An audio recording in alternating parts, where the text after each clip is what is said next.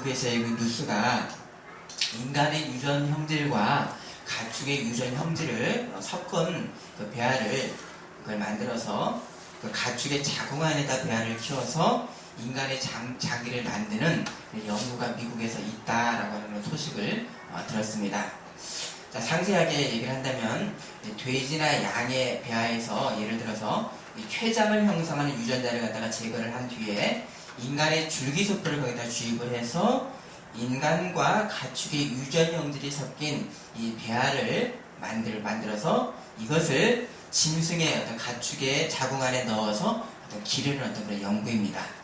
자, 그러면 이렇게 인간과 가축의 혼합 유전자를 가진 배아를 키메라 배아라고 그러는데, 자, 이렇게 자란 이 생명에서 인간에 필요한 어떤 그 장기, 간이라든가 뭐 췌장이라든가 이런 장기를 적출을 해서 불치의 병에 걸린 이 환자들에게 이식을 하겠다라고 하는 것이 연구의 목표입니다. 자, 그래서 이미 이런 키메라 배아의 그 연구가 작년 동안 미국에서 20건 정도를 만들어서 연구를 했다 그럽니다. 자, 이것은 이 기사를 참 읽었던 것만으로도 개인적으로는 속이 굉장히 미식거렸었습니다. 자, 그런데 과학자들의 우려는 뭐냐면 인간의 췌장이 아니라 예를 들어서 인간의 두뇌로 그 생명체가 발생을 하면 어떻게 할 것인가? 인간의 생식기관이 발달한 새 존재가 태어나서 그들이 생육을 하면 어떻게 될 것인가? 가축의 몸으로부터 인간이 난다면 어떻게 할 것인가? 라고 어떤 그런 우려가 있습니다. 그래서 아직도 이 미국 이 국립보건원은 이런 연구에 대해서는 지원을 안 하고 있지만 이런 끔찍한 연구가 국가의 어떤 지원 없이도 진행이 지금 되고 있다 그럽니다. 자, 그래서 이런 어떤 문제들과 함께 발전하는 신학문이 있는데 바로 신경윤리학 어떤 그런 학문으로서 이런 끔찍한 결과의 어떤 도덕성 또 윤리적인 문제 어떤 사회의 윤리를 우리가 어떻게 이것을 감당을 해야 되는가 라고 하는 어떤 신경윤리학과 같은 어떤 신학문도 함께 연구가 진행이 되고 있습니다. 자, 인간과 사람과 동물의 뇌의 가장 큰 차이가 여러분 뭐겠습니까? 똑같이 어떤 반사신경도 있고 생에 무엇을 위해서 다 이것이 뇌가 이게 명령하고 기능합니다.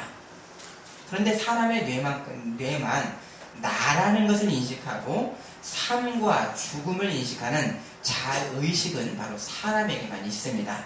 자, 이것이 인간의 뇌 연구자들이 가장 풀기 힘든 그런 난제로서 어떻게 사람에게만 자의식이라고 하는 의식현상이 있는가 이것이 풀 수가 없습니다. 그래서 노벨 의학상을 받았었던 존 에클리스라고 하는 어떤 그 사람은 사람이 자의식을 갖는 것은 물리학적인 과학적인 설명이 불가능하다라고 정직하게 이야기를 했습니다. 자, 그러면 이렇게 이 사람만이 이 진리와 아름다움의 근원이신 창조주 하나님을 기억하는 그런 장소인 그런 무형의 공간인 마음을 가지고 있습니다. 그래서 이 마음이라는 것 바로 이 뇌 모든 동물 그 포유류들 어떤 단순한 동물들도 이 뇌라는 것이 있지만 사람만이 신비하고도 유일한 마음을 가진 유일한 피조물입니다. 물론 이 마음과 이 영의 물질의 근거가 되는 것이 뭐겠습니까? 마음의 어떤 무형의 근거가 되는 유형의 것이 뭐죠? 바로 사람의 뇌입니다. 하지만 이 사람의 뇌에서 아무리 우리가 뇌를 들춰본다고 해도 마음과 영을 뇌에서는 찾을 수는 없습니다. 자, 이 마음의 물질적인 근거인 이 뇌를 우리가 넘어서서 영혼을 가진 사람이 세상에 있게 된 이 시작에 대해서 성경은 어떻게 말씀합니까? 바로 창세기 1장에 하나님의 형상대로 사람을 남자와 여자로 창조하셨습니다. 또 사람이 하나님의 이 생기인 르하을을 코로부터 받아서 사람이 뭐가 되었습니까? 뭐가 되었다 그랬죠? 생명, 바로 네페시 하야라고 하는 피조물 중에서 가장 뛰어난 제1의 피조물로서 사람이 하나님의 형상으로서 유일하게 무엇을 가졌습니까? 마음을, 영혼을 갖고 있습니다. 그래서 모든 창조물들은 하나님께서 지으신 목적이 있어서 창조가 되었습니다. 여기에 사람의 이 창조, 존재 목적의 첫 말씀이 뭐였죠? 하나님께서 주셨던 첫 명령이 바로 문화명령입니다. 너희가 생육하고 번성하여 땅에 충만하라, 땅을 정복하라, 바다의 물고기와 하늘의 새와 땅에 움직이는 모든 생물을 다스리라 라고 하는 사람의 이성과 생각하는 능력으로 사람의 문화를 통해서 하나님의 뜻을 이 세상 가운데 전하여라. 너희 문화를 갖다가 창출하여라. 하나님의 명령입니다. 그래서 모든 창조물이 예를 들어서 감나무가 감을 맺기 위한 유전자를 갖고 있듯이 사람이 하나님의 권세를 대리하는 바로 청지기로서 하나님의 형상으로 지음을 받았습니다. 자, 여기에 사람에게 거룩한 특별한 것이 있는데 이것이 바로 영, 마음을 받았습니다. 하지만 죄로 죽은 이제 이 영혼, 사람이 하나님의 교통을 사람이 이제 상실하게 되었습니다. 아담 이후로.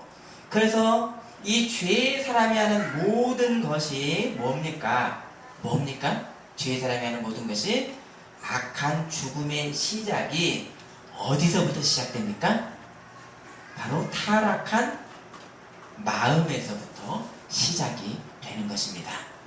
로마서 1장 10절 의인은 없나니 하나도 없으며 깨닫는 자도 없고 하나님을 찾는 자도 없고 그 입에는 저주와 악독이 가득하고 파멸과 고생이 그 길에 있어 평강의 길을 알지 못하였고, 하나님의 은혜가 아니면 죄의 모든 이 타락한 이 마음은 바로 모두 다 이런 악한 모습이 거기서부터 시작이 됩니다. 자, 그래서 히브리어에서 마음이라고 하는 대표적 단어는 렙, 그 다음에 레바브라고 하는 단어를 사용을 합니다. 근데 이 원래 마음이라고 하는 단어는 바로 신체의 한 일부를 지칭을 하는데요. 뭐겠습니까, 혹시? 마음이 신체의 한 일부인데요. 바로 심장입니다. 그래서 이 구약 사무엘의 어머니였었던 한나가 자식이 없었을 때 슬픈 심장, 마음으로 살았다라고 기록이 되어 있고, 사무엘을 갖고는 내 심장이 여호와로 말미암아 즐겁다라고 찬송을 했습니다. 자, 이런 이 심장, 이런 마음은 마음과 육의 어떤 그런 한 기관이 하나로 이 말씀하는 건 뭡니까?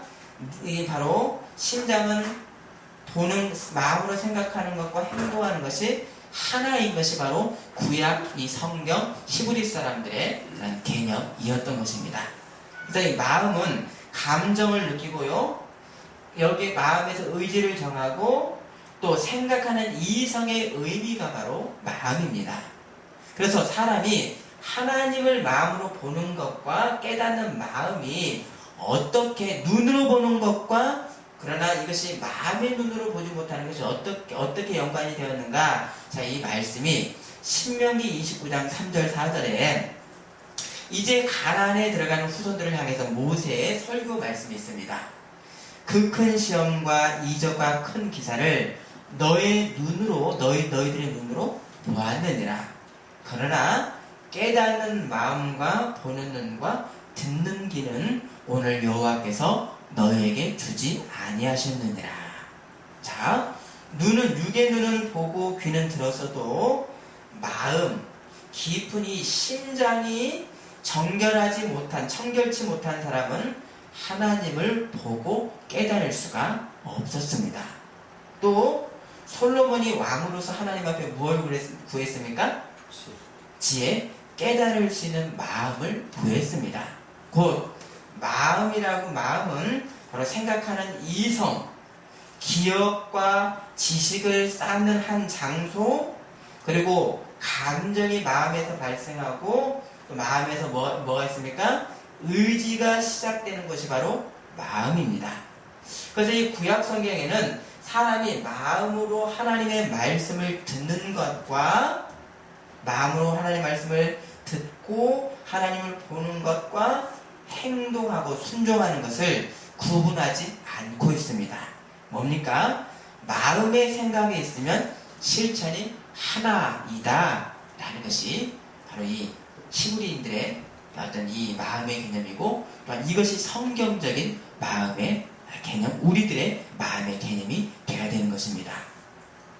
자, 이 마음이 지적으로 아는 것과 행동이 다른 분리적으로 마음이 아는 것은 우리에게도 사실은 없습니다. 내가 마음은 있는데 행하지 못하는 것 뭡니까?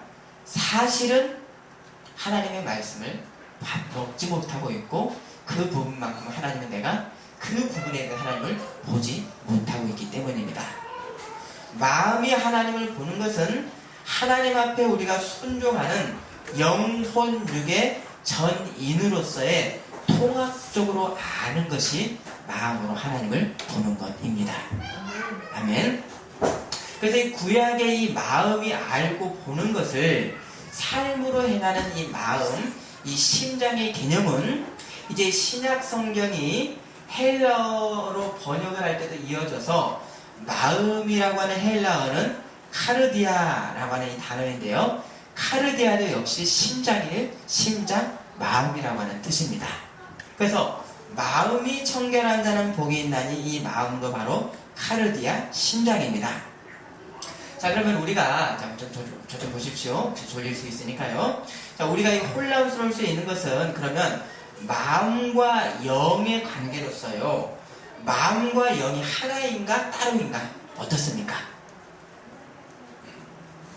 좀 이게 혼란스럽지요. 자, 모든 사람들이 어그러진 이 죄의 마음으로도 마음은 다 갖고 있습니다. 그러나 사람의 영, 사람에 대해서 영이라고 하는 이 단어 푸뉴마는 어디에만 사용되는가? 바로 물과 성령으로 거듭난 사람만이 하나님으로부터 받은 독특한 이것을 바로 사람의 영이라고 성경은 말씀합니다. 그래서 이 고린도 교회의 성도들이 방언을 무분별하게 사용할 때 하나님의 말씀이 고린도전서 14장 14, 15절 한번 좀 찾아보실까요? 찾아보십시다. 보십니다. 고린도전서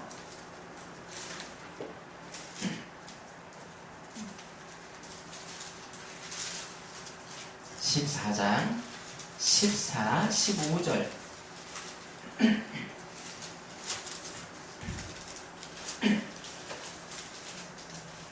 자, 마음과 영에 대해서 어떻게 말씀하는지 구별이 뚜렷합니다. 자, 읽어주십니다. 내가 영혼을 기도하는 나의 기도와 나의 마음을 기도하는 15절이요. 그러므로 그렇게 할까 내가 영으로 기도하고 또 마음으로 기도하며 내가 영으로 찬송하고 또 마음으로 찬송하리라.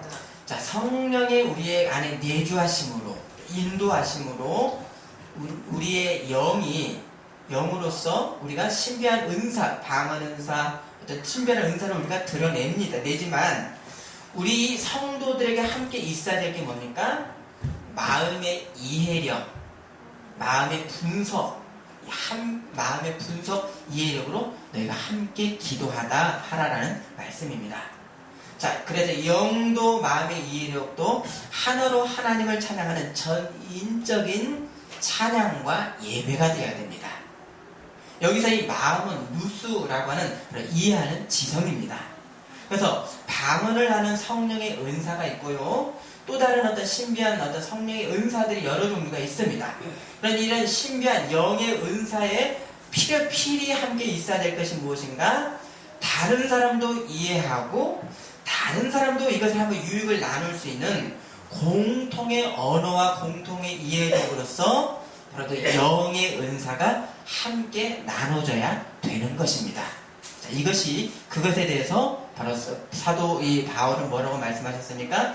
너희가 방언이 있으면 방언의 통역도 함께 있어야 된다 말씀하셨습니다. 그래서 교회의 덕을 세우지 않는 영만의 방언은 오히려 이것을 금하고 있고요. 방언의 통역으로 무엇을 합니까? 교회의 덕을 세우는, 성도의 덕을 세우는 그 이해력의 마음을 함께 사용을 해야 되는 것입니다. 하지만 이 마음의 이해력은 모든 사람들이 다 갖고 있습니다. 어그러진 그 주위의 사람이든 이래도. 그러면 거룩한 이 성도가 먼저 있어야 되는 것이 무엇인가? 바로 성령으로 거듭난 영 푸뉴마입니다. 만일 우리의 마음이 우리의 이해력, 이성만 있는 그런 사람은 어떤 사람인가? 자, 이것에 대해서 가장 연구를 많이 한 학자가 바로 어거스틴입니다. 자, 이 어거스틴의 이 신학적 유산으로 우리가 이 마음이라고 하는 아주 어려운 이 주제를 우리가 접근을 해야만이 우리가 이렇게 우리가 갈 수 있지. 우리의 보통 사람으로서는 이 어려운 주제를 접근을 할 수가 없다, 저는 생각이 듭니다. 자, 이 어거스틴은 하나님을 만나기 전까지 사람의 이성적 학문 탐구심이 누구보다도 강렬했었습니다. 하지만 이 어거스틴은 사람의 이 타락한 마음만으로 추구했던 이 학문 탐구가 필연적으로 닿았던 것이 어디였는가? 교만으로 닿았고 그 마음은 더욱더 황폐해졌었습니다. 자, 이랬었던 어거스틴이 하나님을 만난 후의 고백이, 하나님 당신은 우리를 당신께 향하도록 창조하셨기 때문에 우리의 마음은 당신 안에서 안식을 찾기까지는 평안하지를 않습니다. 자, 사람의 진정한 마음의 평안, 사람의 존재의 이유는 뭡니까? 하나님을 마음으로 보고 알고 이해하고 순종하는 영과 마음과 육의 사람의 전인이 하나님의 영광으로 통합되는 것, 하나 되는 것, 이것이 사람의 본분이다 라고 이것을 고백했고 이렇게 기술을 했습니다. 자, 이성적 지식은 머리를 밝혀주고 선과 악을 구별하게 합니다. 그러나 타락한 이성만으로는 이 이성의 지식이 마음의 의지를 주관을 하지를 못합니다. 선한 의지로서 그것을 알고 있지만 사람의 지식만으로는 그것을 마음을 이끌 수가 없습니다. 그래서 많이 배운 사람일수록 오히려 그런 사람들의 부정과 비리가 더 크고 교묘합니다. 하지만 하나님의 말씀의 빛을 통해서 통한 이 영적 지식은 마음의 방향과 길을 우리 가운데서 밝혀주시고요, 이끌어주시고 영과 마음의 하나로 하나님의 말씀의 길을 가게 하십니다. 그래서 사람의 어두운 마음에서 빛으로의 변화의 첫 시작이 언제부터입니까? 바로 하나님 앞에 회개하고 돌아서는 회심, 바로 여기 회심에서부터 바로 우리는 빛 가운데로 들어왔습니다. 그 회심에서부터 사람은 하나님을 내가 잊었었던 망각에서 다시 하나님의 빛을 찾아가는 능력의 회복이 회심에서부터 시작됩니다. 그럼 이 회심의 구체적 내용이 무엇인가? 어거스틴의 표현입니다. 회심이란 하나님의 은총의 빛을 통해서 내 기억이 살아나는 것이고 내 자아가 살아나는 것이고, 그리해서 나를 창조하신 하나님을 깨달아 내 마음이 하나님을 사랑하는 것이다 라고 했습니다. 잊었던 기억을 다시 하는 것, 이것을 회심이라고 했습니다.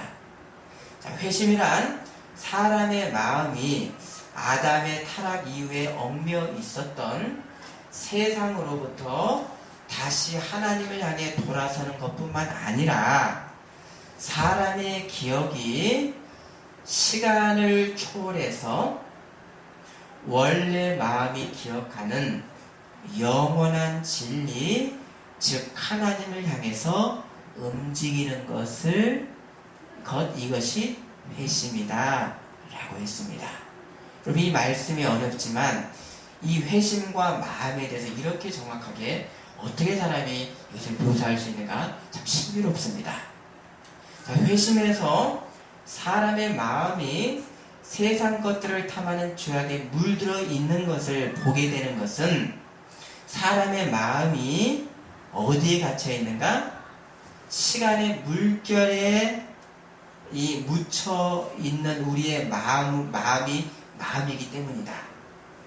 죄악의 물결 가운데 마음이 묻혀 있기 때문이다. 그래서 이 죄악의 물결, 시간의 물결 가운데 묻혀 있는 이 마음이 이제 회심, 하나님의 빛을 받음으로 해서 어떻게 되는가? 영원한 진리의 언덕을 향하게 된다. 라고 했습니다.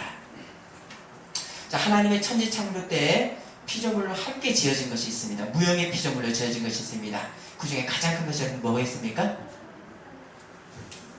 보이지 않는 피조물. 예? 천사도 있고요. 또 한가 뭐가 우리 이 땅에서의 보이지 않는 지금 피조물 뭐가 있습니까? 영도 있고 시간입니다. 시간이 피조물이지요. 보이지만 않을 뿐이죠. 자, 이 시간으로 해서 모든 피조물들이 시간의 흐름 가운데 강물처럼 막 떠밀려가고 있습니다. 누구도 이 시간을 벗어날 수가 없습니다. 하지만 구원받은 우리 영생의 사람은 무엇을 보는 사람입니까? 죄로만 흘러가는 이 시간의 흐름 강에서 우리는 머리를 들고 광대하시고 변하지 않으시고 영원한 산이 이 강물을 위에 갖게 영원한 산이 물 위에 있는 것을 우리는 보게 됩니다. 그냥 죄의 시간에 흘러갔던 이 사람이 영원한 산, 곧 하나님을 보고 영원을 향해서 헤엄쳐 나가는 그림으로써 성도 우리들의 신앙을 표현했습니다. 자, 이것은 우리가 이 시간의 세상에 살고 있지만 그냥 우리가 세월만 보내면서 죽음을 기다리는 존재가 우리는 아닌 것입니다. 아멘이십니까? 아멘. 우리의 마음이 진리이신 성령의 빛을 우리는 받아서 원래 내가 알고 있었던 영원하신 하나님을 마음에서부터 성령의 빛으로 기억을 해내고 하고 마음의 깊은 곳에서부터 들려오는 하나님의 음성을 듣고 있는 것을 어거스틴이 이렇게 표현을 하고 있습니다. 여기에 우리의 마음이 하나님이 아닌 물질과 죄의 시간의 어떤 그런 덕지덕지한 더러운 것들로 우리 내 마음이 하나가 되어 있어서는 사람이 하나님을 볼 수 있습니까? 없습니까? 볼 수가 없고요. 하나님의 음성을 마음에서부터 들을 수가 없습니다. 그래서 마음이 청결한다는 복이 있나니 그들이 하나님을 볼 것이며 말씀하셨습니다. 사람이 마음의 지배를 받는 두 가지 힘이 있죠. 어떤 힘이 있습니까? 죄로 물든 타락의 의지가 마음 가운데 있고요. 하나님의 영이신 성령의 인도에 두 힘이 우리 마음 가운데 있습니다. 로마서 8장 21, 23절 한번 찾아보십니다. 로마서 8장 21에서 23절을 읽어주십니다.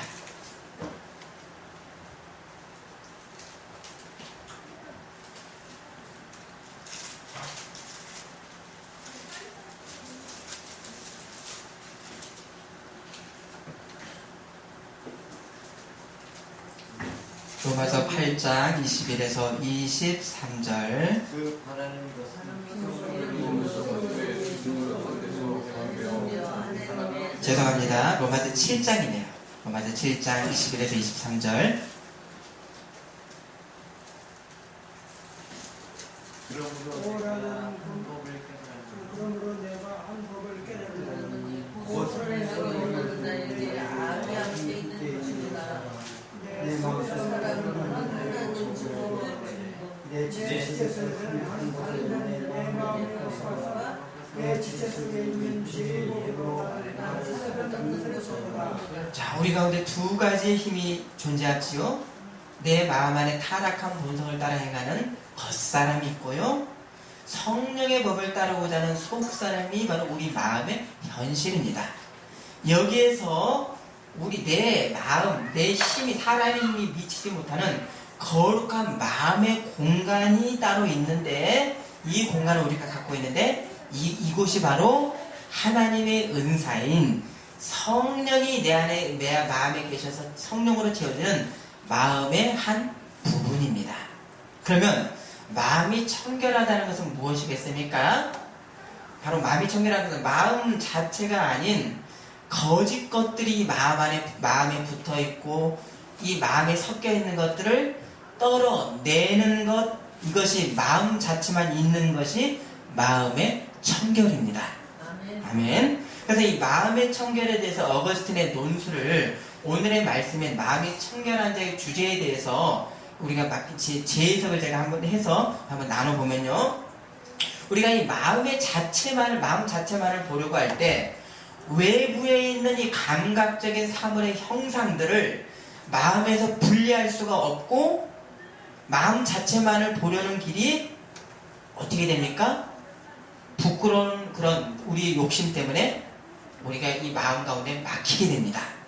그래서 이 외부의 형상들, 외부의 물질에 대한 욕심과 탐욕들, 이것들이 어떤 형태로 우리 마음 가운데 있습니까?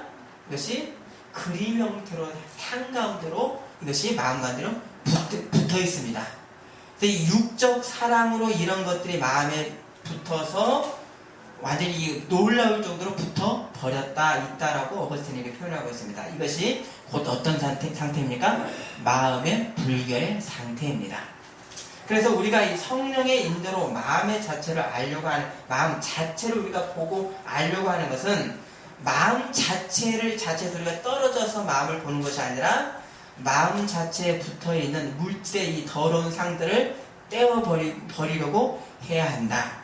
사람의 마음은 그 마음에 붙은 물질의 형상들보다도 이 붙어있는 것들보다도 더 깊은 내부에 마음이 있기 때문이다 라고 했습니다.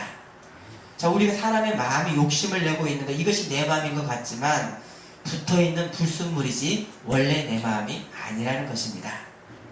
그래서 마음은 내면에 있으면서도 세상 밖의 물질을 사랑할 때는 마음 자체가 밖으로 나가는 것과 같다. 분명히 무형의 것이고 안에 있는 것인데 세상의 것을 사랑할 때 마음이 밖으로 나갑니다. 그러면 끈적끈적한 어떤 그런 무슨 젤리가 흙바닥에 둥글면 어떻게 되겠습니까? 온갖 것이 젤리, 흙이 붙지 않겠습니까? 이랬듯이 마음 안에 온갖 더러운 것이 밖으로 나갈 때 붙게 됩니다. 그래서 마음 안에 붙어있는 이 물질의 탐심은 밖을 여러 번 주위에서 받고 탐했기 때문에 이 욕심은 마음에 새겨진 흔적과 같은 것이다. 이 마음의 외적 흔적들은 외부의 물질들을 봤을 때 기억에 박히게 되고 눈앞에 그 물질들이 없을 때에도 그것들을 생각하는 사람들의 마음 안에 형상으로 기억으로 남아 있게 된다. 하지만 마음이 청결하기를 원하는 사람은 전에는 외부의 물질을 탐하고 우리가 봤었는데 어떻게 해야 됩니까? 이제는 마음 자체만을 주목하며 주의를 집중해야 된다 라고 합니다. 자, 이렇게 이 마음이 청결할 때 우리가 아는 것은 뭡니까? 우리가 마음을 청결하면 우리가 지향하고 우리가 지금 체험할 때, 그래서 이론이 아니죠. 내 마음을 하나님으로만 향할 때 우리가 알게 되고 알고 있는 것이 뭡니까? 바로 우리의 마음은 마음 자체를 사랑하지 않을 때가 없었고 마음을 알지 못한 때가 없었다는 것을 우리는 깨닫고 있습니다. 내가 이것을 찾기 위해서 여기까지 왔다는 것을 우리는 알고 있습니다. 그렇지 않는 것은 마음 자체에 달라붙어 있는 외부의 물질과 내가 탐욕을 사랑하고 있기 때문에 마음 자체를 물질의 탐욕으로 혼돈하고 있고 마음과 탐욕이 하나가 되어 있는 것입니다. 결국 내 마음 자체만을 보기 위해서 내 마음에 붙어있는 세상의 물질과 상을 벗어내는 곧 뭡니까? 이것은 욕심, 탐욕을 내가 죽이고 버려내는 것이 결국 뭡니까? 마음의 청결의 상태가 되는 것입니다. 아멘이십니까? 아멘. 여기서 마음 자체를 보는, 마음 자체만을 보는 것, 마음이 청결한 사람이 보는 것이 결국 무엇이 되겠습니까? 자신이 한 번도 마음을 사랑한 적이 없고, 내가 한 번도 내 마음 자체를 사랑하지 않은 적이 없고, 마음을 잊은 적이 없다는 것을 알게 됩니다. 아멘이십니까? 아멘. 내가 진리를 한 번도 쫓아보지 않고, 내가 잊은 적이 없다는 것을 하나님을 만남으로써 우리는 알게 됩니다. 곧 청결한 자체를, 마음 자체를 보는 것은 누구를 보는 것입니까? 하나님을 보는 것입니다. 내 마음의 기억에서 한 번도 하나님을 내가 잊은 적이 없고 하나님을 사랑하지 않은 적이 없는 것을 알게 되는, 하나님을 보게 되는 것이 마음의 청결인 것입니다. 아멘. 며칠 사이에 뉴스가 유능한 검사장 출신의 변호사가 먹고 토하고도 또다시 먹을 정도의 그 탐욕으로 많이도 물질을 먹었습니다. 외적인 직분은 검사였고 변호사였지만 외부의 물질을 취하는 방법에는 방법의 제한이 없었습니다. 여러분, 그런 것들, 이 세상의 물질의 탐심으로 원 마음을 다 덮어버리는 그 마음을 한번 생각해 보십시오. 원래 심장에다가 얼마나 징그러운 벌레들이 보이지 않을 정도로 덮어버렸는가, 그림으로 한번 상상을 해보시기 바랍니다. 이러함이 사실 우리들도 나도 내 마음을 불결하게 놔두고 방치하는 상태로 놔둘 때, 외부의 물질에 대한 욕심으로 우리가 마음을 덮어버릴 때 우리에게도 나타날 수 있는 가능성인 것입니다. 혹 우리가 마음 자체를 덮는 외부의 물질도 내가 사랑하겠다 라고 하는 것에서부터 사실은 내 심령이 깨끗하기를 원치 않는 상태, 성령을 근심하게 하고 성령을 소멸하는 자세인 것입니다. 마음을 청결하게 하는 사람은 마음 자체를 보는 사람이고, 마음 자체를 보는 것은 결국 내 마음의 내면보다 더 깊은 곳에 계시는 하나님을 보고 아는 것입니다. 나보다 더 나를 사랑하시는 하나님을 보는 상태인 것입니다. 죄의 시간의 이 흐름에서 우리는 성령의 빛으로 우리 마음의 머리를, 영의 머리를 우리는 들었습니다. 그리고 뭘 봅니까? 영원하시고 광대하시고 변하지 않는 하나님을 보는 눈이 성령이 있기 때문에 우리 가운데 이미 우리는 보게 됩니다. 어떻게 우리가 이 피할 수 없는 강력한 시간의 흐름에서 영원을, 하나님을 우리가 볼 수 있습니까? 이게 어떻게 우리가 이론이 아닌 현실이 됐습니까? 바로 이 시간과 영원을 이어주시는 예수님을 통해서 우리 영원을 볼 수 있고 영원을 향하고 있는 것입니다. 이 땅에 죽어야 되는 사람이 하나님의 아들, 하나님이 되시기 위해서 하나님이 사람으로 오셨기 때문에, 예수님으로 오셨기 때문에 우리가 영혼을 체험하고 볼 수 있는 것입니다. 이제는 이 예수님을 경험케 하시는 이 성령이 믿는 자들의 우리 마음, 영에 계셔서 사람이 내가 닿을 수 없는 이 거룩한 곳으로 성도를 인도하시기 때문입니다. 그래서 성령의 사람은 죄의 시간 가운데 흘러가고 있는 죽음의 실상도 내가 경험하고 알고 있고, 또 한 가지 궁극적으로 우리가 보는 건 뭡니까? 영원한 복도 보고 영원한 생명으로 향하고 내 발걸음이 그 가운데로 향하고 있는 것입니다. 그래서 우리 구원받은 사람은 외적인 겉사람의 세상도 보고 내적인 속사람의 하나님과의 관계를 함께 보는, 마음이라고 하는 것은 두 공간이 함께 있죠.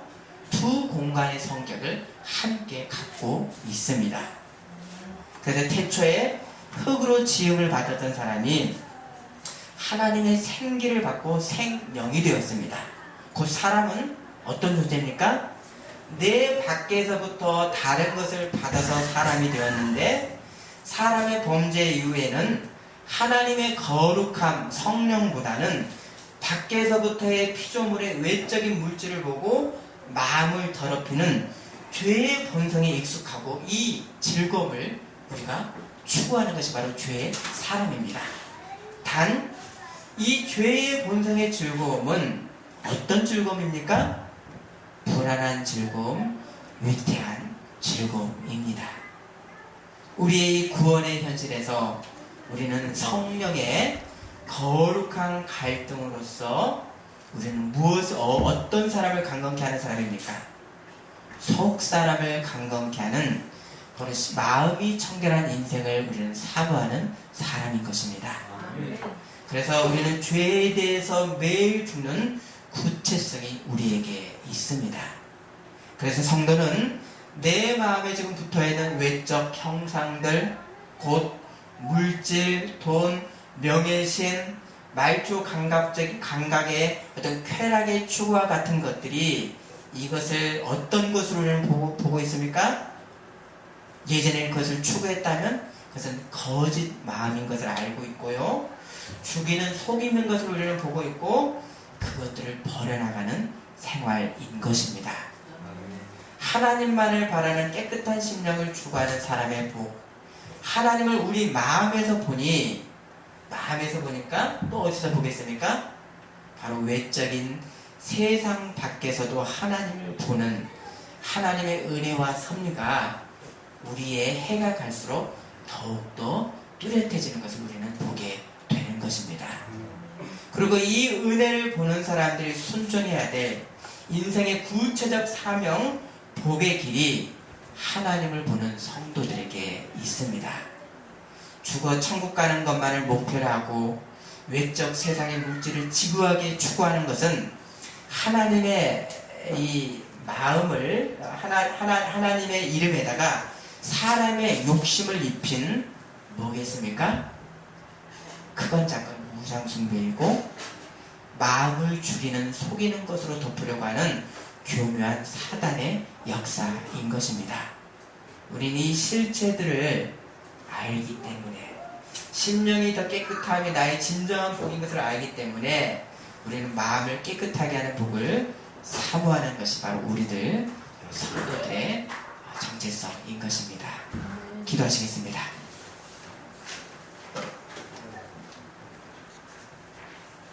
심령이 청결 안전한 복이 있나니 그들이 하나님을 볼 것이며 하나님, 우리는 마음이 깨끗한 것이 영원한 복인 것을 하나님 믿습니다.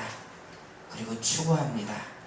그리하여 세상 물질적인 그런 욕심들을 거짓 마음들을 내 마음에서 볼 줄 알고 떨어내기를 거룩한 몸부림으로 할 줄 알아서 하나님만을 바라보고 가는 진정으로 복된 사람 될 수 있도록 성령의 충만으로 우리를 인도하여 주옵소서. 거룩한 갈등이 이론적으로만 있지 않고 내 삶 가운데 진정으로 있기를 원합나니 하나님 우리를 붙들어 주시옵소서. 예수님 이름으로 기도드립니다. 아멘. 아멘.